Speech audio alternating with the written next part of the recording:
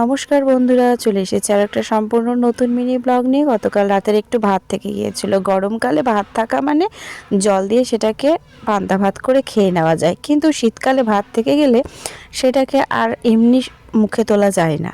তার জন্য বিভিন্ন ধরনের বুদ্ধি লাগাতে হয় যে কিভাবে ভাতটাকে তুলতে হবে। আজকে আমি সেই জন্য নিয়ে নিয়েছি কিছু সবজি। ভাবলাম একটু সবজি দিয়ে আজকে ভাতটা ভাজি। তার জন্য এখানে নিয়েছি গাজর, ফুলকপি আর পেঁয়াজগুলি। যেহেতু বিনস ছিল না, তাই পেঁয়াজগুলি দিয়ে কাজটা চালিয়ে নিচ্ছি। আর নিয়ে নিয়েছি সাথে দুটো ডিম। কে বলেছে যে ফ্রাইড রাইস শুধু বাসমতি চাল দিয়েই হয়? এমনি বাড়িতে যে চালটা আমরা খাই সেটা দিয়েও ইচ্ছে থাকলে করা যায়। তো সেই জন্য প্রথমেই আমি দুটো ডিমকে কড়াইয়ে এখন ভালো করে ভেজে নিচ্ছি, খুবই হালকা তেলে।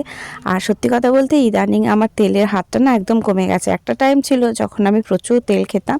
সে যাই হোক, অসুস্থ হলে মানুষের অনেক কিছুই কন্ট্রোলে চলে আসে। তারপরে দিয়ে দিলাম সবজিগুলোকে ভালো করে ভাজার পরে এতে গতকাল রাতের যে ভাতটা ছিল সেটা দিয়ে এখন লবণ হলুদ দিয়ে নাড়িয়ে চাড়িয়ে নিচ্ছি। ওপর থেকে একটু হালকা গরম মশলা ছড়িয়ে নিয়েছি, আর সাথে সেই যে ডিমের ভুজিয়াটা সেটাও দিয়ে দিলাম। সত্যি কথা বলতে আমার তো দেখেই লোভ লাগছে কতক্ষণে যে হবে। আমার তো প্রচণ্ড খিদেও পেয়ে গেছে, আর খেতে কিন্তু ভীষণই ভালো হয়েছিল। তো এই ছিল আজকে আমার ভিডিও। যদি ভালো লাগে অবশ্যই পাশে